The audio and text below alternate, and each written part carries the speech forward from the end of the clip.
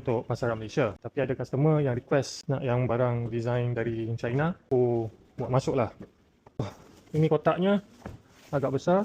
Saya dah ada 5, 7, 9 yang aku beli 9 lah. 1, 2, 3, 4, 5, 6, 7, 8, 9. 9 tower, darab 4, 36 lah. 9, lebih kurang yang ni lah. 1, 2, 3, 4, 5, 6, 7, 8, 9. Okay, tengok beza dia. Yang ni lebih tinggi dan lebih besar lah. Jadi pump sistem ni pun agak besar. Tak silap aku 15 watt. Pump yang kecil ni dalam 5 watt sajalah. Jadi kelebihan ni, tangki air dia pun lebih besar. Dan ada penutup lah untuk top up air. Cuma yang ni dia guna net pot yang besar sikit lah. Macam net pot dia macam tu, hitam ni.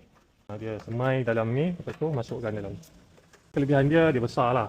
Air pun, tempat air macam tu lah, besar. Banyak ruang untuk akar berkembang. Tanam cili, tanam terung boleh lah ni. Jadi itu je lah bezanya. Yang ni 36, yang ni 36. Yang ni rendah sikit lah. Dan harga pun aku jual sebab ni lokal, murah lagi lah daripada yang ni. Yang ni pun memang bawa masuk dari China lah. Okey lah, itu saja.